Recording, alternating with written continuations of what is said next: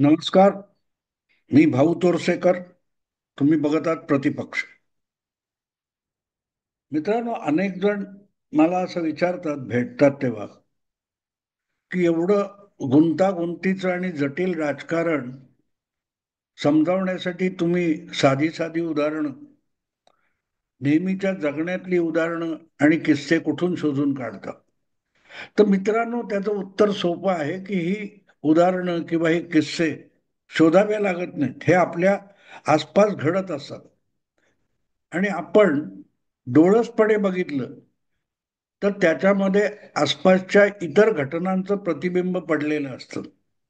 उदाहरणार्थ भ्रष्टाचार भ्रष्टाचार भ्रष्टाचार हे इतकं बोललं जातं आणि हे सगळं बोलत असताना परत दुसरीकडे ठराविक गोष्टी ह्या भ्रष्टाचाराच्या आणि अपवित्र वगैरेच्या पलीकडे असल्या पाहिजेत, हा आपला आग्रह असतो.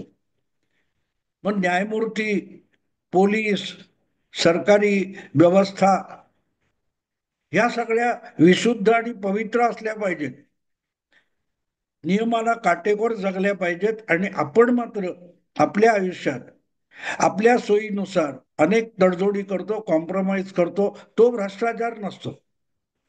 दुसऱ्याने केला की भ्रष्टाचार असतो. आणि त्यामुळे प्रतिबिंब जेव्हा न्यायमूर्ती असोत, पोलीस असोत, राज्यकर्ते असोत, राजकारणी असोत, साधा शिक्षक, क्लार्क, कोणी असो, शेतकरी असो, हे सगळे समाजाचे घटक आहेत. त्यामुळे भ्रष्टाचार असेल, अपवित्रता असेल, हे प्रत्येक घटकात पाझरून इकडचं तिकडे जाणार. आणि त्यामुळेच घडणाऱ्या आसपासच्या सगळ्या गोष्टी, सरकार बनवणं, सरकार पाडणं इथपासून लग्न जुळवणं, लग्न मोडणं, कुटुंब, परिवार यांच्यात फूट पडणं, हे सगळं एकमेकांशी निगडीत असतं. तीच प्रवृत्ती इकडे तिकडे वेगवेगळ्या रूपामध्ये आपल्या समोर येते. आणि त्यातला परस्पर संबंध, धागेदोरे जुळवले तर आपल्याला या गोष्टी कळू शकतात. त्यामुळे राजकारणात सुद्धा जे घडत असतं ते घडण्याचा अर्थ मोठ्या राजकीय तत्वज्ञानामध्ये, थिअरीमध्ये मी शोधत नाही. कारण थिअरी बनवणाऱ्यांनी एक काहीतरी थिअरी बनवलेली असते, पण त्यानुसार जग चालत नाही. जग हे मानवी स्वभावानुसार चालतं. आणि नेहमीच्या जगण्यात किंवा कुठल्याही स्तरावरच्या मानवी जगण्यामध्ये जे गुणदोष असतात त्याचं प्रतिबिंब प्रत्येक त्याच्या कृतीमध्ये पडत असतं. ते राजकारणात पण पडतं ना. आणि त्यामुळे राजकारण समजावताना आपल्या जगण्यातल्या गोष्टींमध्ये कुठे त्याचं प्रतिबिंब आहे का मी शोधतो आणि मला उदाहरण सापडतं. हे एवढं सांगण्याचं कारण असं, काल परवा एक व्हिडिओ मी बघितला. भारताचा एक खास क्रिकेटपटू, जो नंतरच्या काळामध्ये राजकीय नेता सुद्धा झाला आणि अलीकडल्या काळात तो एक कॉमेंटेटर म्हणून खूप प्रसिद्ध आहे. त्याचं नाव नवज्योत सिंग सिद्धू. या नवज्योत सिंग सिद्धूचे अनेक व्हिडिओज तुम्हाला मिळतील. त्यापैकी एक व्हिडिओ तुम्ही बघितला असेल कदाचित. तो जेव्हा नवखा होता आणि गावस्करच्या बरोबर त्याची सुरुवात झाली आणि पुढल्या काळात 4-5 वर्षानंतर सचिन तेंडुलकर भारतीय टीम मध्ये आला, तर त्यावेळेचा त्याने एक किस्सा सांगितलाय की वेस्ट इंडिज बरोबरचा सामना होता आणि अशा वेळेला कर्टनी अँब्रोज, मला वाटतं त्यांनी सांगितलं, कर्टनी अँब्रोज नावाचा जो अतिशय उंच धिप्पाड असा वेस्ट इंडिजचा गोलंदाज होता, तो अतिशय वेगाने यायचा आणि चेंडू टाकायचा. आणि नवज्योत सिंग सिद्धूने सांगितलं, त्याच्या त्या गोलंदाजीने माझ्या शरीरावर अनेक ठिकाणी चेंडू येऊन आदळला आणि बेजार झालो मी. फक्त बॅट सोडून शरीरावर कुठेही चेंडू लागत होता. आणि नवज्योत सिंग सिद्धूच्या सोबत दुसरा बॅट्समन होता, तो सचिन तेंडुलकर. आणि अगदी तुलनेने नवा कोरा, वर्ष दीड वर्ष वगैरे काहीतरी झाला असेल सचिनला. आणि त्यावेळेला ती काय ती कर्टनी अमृतची ओव्हर संपली आणि फिल्डिंग बदलत असताना सचिन तेंडुलकर आणि नवज्योत सिंग सिंधू यांच्यात जो संवाद झाला तो त्याने सांगितला की यार तेंडल्या ये क्या हो रहा है, इसकी गेंद कैसी आ रही है, इसका बॉल कैसा आ रहा है। टप्पा गिरने के बाद बॉल शरारत कर रहा है, कान के ऊपर से, सर के ऊपर से, कंधे के ऊपर से निकल रहा है, वगैरे वगैरे। तर सचिन तेंडुलकरने त्याला सांगितलं काय करणार, खेळायला आलो तर खेळलं पाहिजे। आणि मग जेव्हा पुढची ओव्हर झाली, सचिन तेंडुलकर काय खेळायचं ते खेळला, आणि परत जेव्हा कर्टनी अमरोजची दुसरी ओव्हर होती तेव्हा कसा बसा म्हणाला पाहिलं की दुसऱ्या बॉलवर एक लेग बाय वगैरे असं काहीतरी घेऊन मी म्हणाला पळ काढला आणि दुसऱ्या बाजूला आलो आणि सचिन तेंडुलकर कर्टनी अमरोज समोर आला, धिप्पाड उंच कर्टनी अमरोज, आणि त्याच्याशी तुलनेत बुटका म्हणावा असा सचिन तेंडुलकर, आणि म्हणाल तुम्हाला गंमत वाटेल की तो कर्टनी अमरोज धावत धावत प्रचंड लांबून धावत धावत येऊन त्यांनी बॉल टाकला, तर सचिन तेंडुलकरने त्या बॉलवर सणसणीत काय तो कुठचा कव्हर ड्राईव्ह किंवा लॉंग ऑन कुठेतरी मारलं, मग दुसरा, मग तिसरा, दोन दोन सिक्स, दोन दोन फोर। नवजोत सिंग सिद्धू म्हणाला मी हैराण झालोय, काय चाललंय, काय चाललंय। आणि मग म्हणाला कर्टी अमरोजच्या त्या ओव्हर संपल्यानंतर मी तेंडुलकरला विचारलं तू काय करतोयस काय, कारण कर्टनी अमरोज इतक्या लांबून येऊन चेंडू टाकत होता, तो चेंडू जमिनीला लागण्यापूर्वीच आपली विकेट सोडून पुढे धावत सरसावलेला सचिन तेंडुलकर टप्पा पडण्यापूर्वीच चेंडू भिरकावून देत होता बॅट पुढे करून। आणि तेच तेंडुलकरने नवजोत सिंग सिद्धूला सांगितलं की तूच म्हणाला होता कि बॉल शरारत कर रहा है, टप्पा गिरने के बाद बॉल शरारत कर रहा है, तो मैंने टप्पा गिरने ही नहीं दिया। हा जो किस्सा आहे नवजोत सिंग सिद्धूचा तुम्हाला ऐकायला मिळेल। आता याच्यात राजकारण कुठून आलं असं तुम्हाला वाटेल, पण माझं जे डोकं चालतं त्यानुसार मी त्यात सुद्धा राजकारण आहे का शोधतो, याच्या हे उदाहरण राजकारणात कुठे देण्यासारखं आहे का याचा मी विचार करतो, आणि मला एक नवं उदाहरण सापडतं। साधारणतः राजकीय विश्लेषक अशी राजकारणाबाहेरची उदाहरणं देत नाहीत, पण उलट माझी गोष्ट आहे, मी बहुतांशी राजकारणाबाहेरची जगण्यातली उदाहरणं देतो, आणि हे तसंच एक उदाहरण आहे।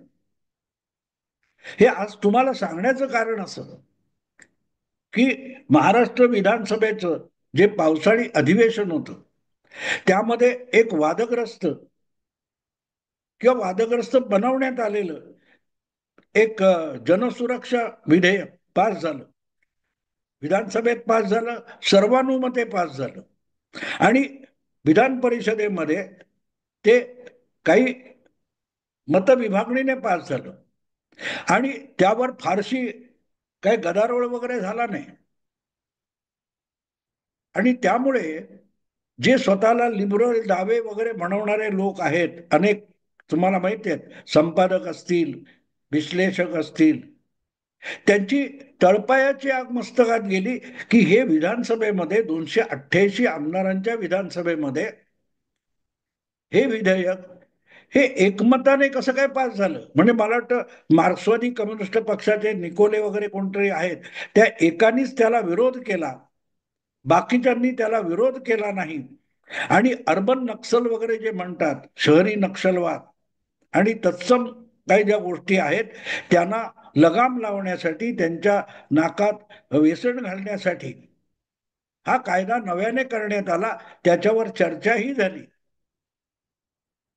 आणि त्याला समर्पक उत्तर गृहमंत्री मुख्यमंत्री देवेंद्र फडणवीसांनी दिलं, आणि ते विधेयक पास झालं। पण ते पास झाल्यानंतर ज्या प्रकारे हे स्वतःला अर्बन नक्षलचं, भीमा कोरेगाव प्रकरणाचं समर्थन करणारे अनेक विश्लेषक आहेत जे स्वतःला लिबरल डावे वगैरे म्हणतात, त्यांना कळेना हे कसं झालं। भले कमी असेल, महाराष्ट्र विधानसभेमध्ये विरोधकांची ताकद कमी असेल, आमदार कमी असेल, किंवा सत्तेत बसलेल्यांकडे प्रचंड मोठं बहुमत असेल, पण एकमताने होण्याचं कारण काय? कोणीतरी त्याला विरोध करायला पाहिजे. तुम्ही विरोधी पक्षात आहात तर तुम्ही विरोध करायला पाहिजे होता. कारण ज्या अर्बन नक्सल विरुद्ध किंवा तत्सम चळवळी आणि आंदोलनाच्या विरुद्ध एक अवजार म्हणून, हत्यार म्हणून या कायद्याचा वापर होणार आहे, तर अशा चळवळींचं समर्थन करणारे जे पक्ष आहेत, अगदी उबाठा शिवसेनेपासून काँग्रेसपर्यंत, राष्ट्रवादी शरद पवार गटापर्यंत कोणीही त्याला विरोध का केला नाही? एकापेक्षा एक दिग्गज याही पक्षांचे निधन 10-12 विरोधक चांगले खणखणीत बोलणारे विधानसभेत आहेत, पण त्यांनी पण उठून या जनसुरक्षा विधेयकाला विरोध का केला नाही? की ही सगळी मिलीभगत आहे. याच्यावर इतका मीडियामध्ये कल्लोळ माजवला गेला, सोशल मीडियामध्ये कल्लोळ माजवला गेला, आणि जे सातत्याने या महाविकास आघाडीच्या नेत्यांचं, पक्षांचं गुणगान करत असतात, समर्थन करत असतात, त्यांच्यावरच त्यांच्या माध्यमातल्या समर्थकांनी हल्ले चढवले. तेव्हा मला कळेना, कारण मी फारसं टीव्ही बघत नाही हल्ली. त्यामुळे विधानसभेत काय झालं वगैरे याविषयी मी, वरवरची माहिती होती, विधानसभेत काय घडलं याविषयी मला माहिती नव्हती. आणि आक्षेपार्ह काय आहे, तेव्हा मला 2 दिवस माझ्या डोक्यात हा विचार घोळत होता की खरंच आहे, जर तुम्ही विरोधात आहात तर उठसूट कुठल्याही गोष्टीला नको तितका विरोध करायचा, हलकल्लोळ माजवायचा. मग या असल्या विधेयकाच्या विरोधात एकमत का होऊ देण्यात आलं? उबाठा किंवा शरद पवार गट किंवा काँग्रेस यांनी विधानसभेमध्ये आपली मतभिन्नता ही मतदानात का दाखवली नाही? की बाबा ठीक आहे, 232, 230, 240 विरुद्ध 40 असं काहीतरी मतदान का झालं नाही, जे परिषदेमध्ये झालं? आणि त्याचा मी विचार करत होतो तर मला जे याविषयीचं उत्तर पाहिजे होतं ते तसं सापडलं नाही. ते उत्तर हे अधिवेशन संपल्यावर वगैरे काहीतरी अजितदादांची जी एक पत्रकार परिषद झाली, देवेंद्र फडणवीस आणि अजितदादा पवार या दोघांची जी पत्रकार परिषद झाली, त्यात अजितदादांनी जो खुलासा केला, तेव्हा मला समजू शकलं की नेमकं काय घडले. अर्थात स्वतःला लिबरल मानणारे किंवा दोन्ही महाविकास आघाडीतले एकापेक्षा एक बुद्धिजीवी शहाणे आहेत, अतिशहाणे, त्यांना अजूनही त्याचा अर्थ लागला असेल असं नाही. पण हे रहस्य अजितदादांनी त्या पत्रकार परिषदेत उलगडून दाखवलं. तसं बघितलं तर हे विधेयक आलं आणि लगेच पास झालं असंही नाहीये. मला वाटतं डिसेंबर महिन्यात का कधीतरी हे विधेयक नव्या सरकारने, म्हणजे देवेंद्र फडणवीसांच्या सरकारने विधिमंडळात पेश केलं होतं, आणि मग त्याच्यावर सांगोपांग चर्चा व्हावी म्हणून ते संयुक्त समितीकडे पाठवण्यात आलं. संयुक्त समिती याचा अर्थ विधानसभा, विधान परिषद यातले निवडक आमदार यांची एक समिती नेमली जाते, आणि ती समिती अशा विधेयकाच्या एक एक तरतुदीवर, त्याच्या परिणामांवर सांगोपांग चर्चा करते, आणि एकदा काही दुरुस्तीच्या सूचना देते, काही काटछाटीच्या सूचना देते, आणि एकदा त्या समितीचा अहवाल आला की त्यावर आधारित दुरुस्त केलेलं विधेयक हे विधिमंडळात संमतीसाठी आणलं जातं. आणि जेव्हा हे संमतीसाठी आणलं जातं तेव्हा त्याच्यामध्ये प्रदीर्घ लांब लांब चर्चा करण्याचा स्कोप नसतो, कारण सर्वपक्षीय संयुक्त समितीने त्याच्यावर आधीच सांगोपांग चर्चा केलेली असते. आणि त्यामुळे विधानसभेमध्ये एकापेक्षा एक दांडगे असे विरोधी पक्षाचे नेते आमदार असताना सुद्धा त्यांना या विधेयकावर फारसं बोलता आलं नाही, आणि म्हणून कमीत कमी चर्चा होऊन ते विधेयक संमत करण्यात आलं. आता हे लोक बोलले का नाहीत?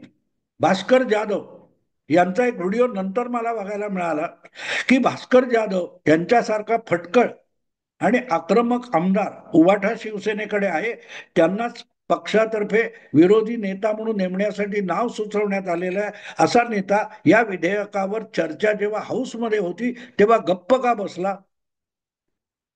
त्यांना बोलण्याची संधी सभापतींनी, विधानसभा अध्यक्षांनी नाकारली आणि त्यांनी प्रयत्न करून सुद्धा त्यांना ती संधी नाकारण्यात आली. पण कुठलाही प्रोटेस्ट, निषेध ना त्यांना करता आला ना त्यांच्या पक्षाला करता आला.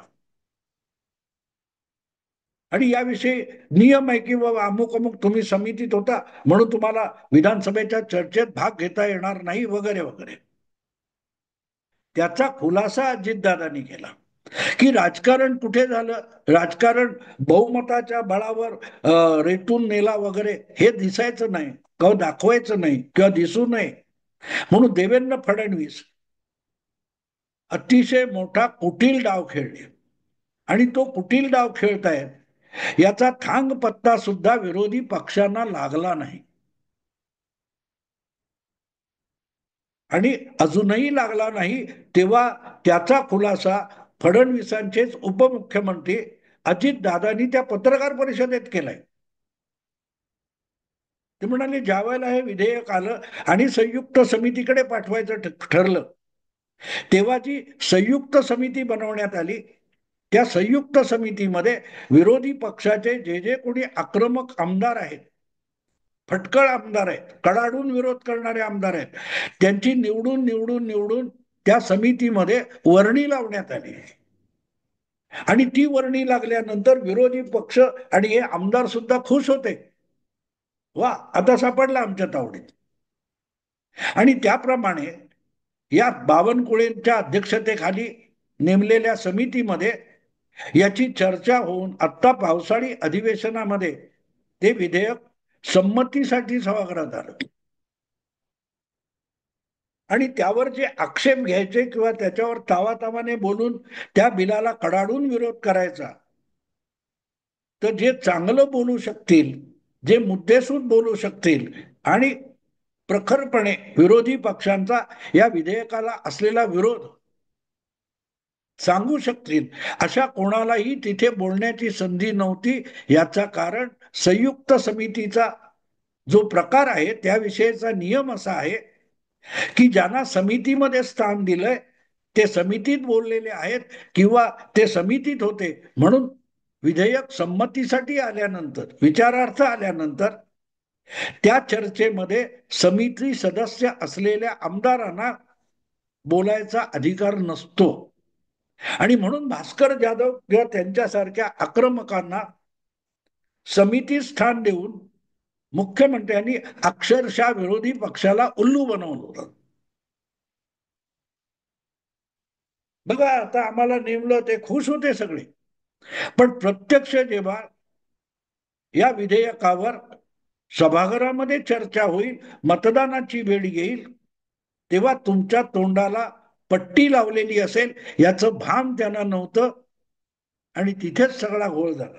आणि म्हणून हे विधेयक ज्या वेळेला सभागृहात चर्चेला आलं तेव्हा अध्यक्षांनी त्याच नियमावर वोट ठेवून भास्कर जाधव यांना सभागृहातल्या चर्चेत बोलू दिलं नाही आणि बोलण्याचा जेव्हा भास्कर जाधव हट्ट करायला लागले तेव्हा मुख्यमंत्र्यांनी सरळ सरळ सांगून टाकलं की तुम्ही तालिका सभापती म्हणून काम केले, तुम्ही ज्येष्ठ आहात, तुम्हाला नियम माहिती आहेत, त्यामुळे नियम मोडून तुम्हाला बोलू कसे देतील अध्यक्ष.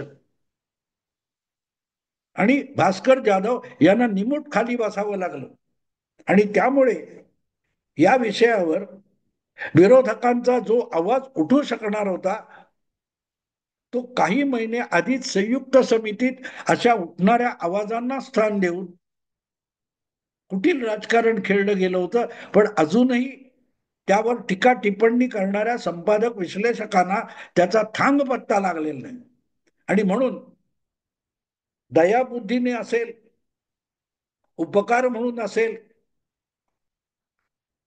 अजितदादांनीच खुलासा केला, मूर्खानो, तुम्हाला अकेला देवेंद्र ज्याला म्हणतात त्यांनी हातोहात उल्लू बनवलंय. तुम्हाला विधानसभेत बोलता येऊ नये म्हणूनच बोलू शकणाऱ्यांना समितीत स्थान दिलं जेणेकरून विधेयकावर सभागृहामधल्या चर्चेमध्ये तुमची तोंड बंद करायची, हाच डाव देवेंद्र फडणवीस यशस्वीरित्या खेळले.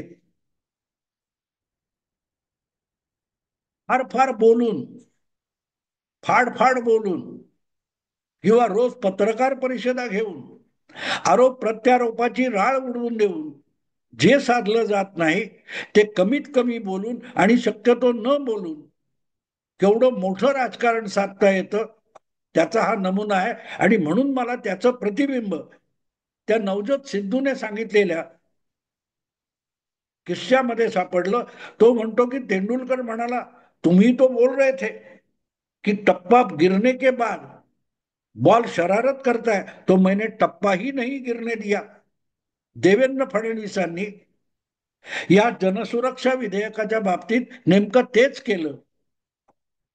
टप्पा पडण्याआधीच बॉल फुलटास बनवून त्याचा चौकार किंवा षटकार करणं, ही जी किमया कर्टनी एम्ब्रोजच्या बाबतीत सचिन तेंडुलकरने केली होती, नेमका तोच डाव या जनसुरक्षा विधेयकाच्या बाबतीत देवेंद्र फडणवीस खेळले.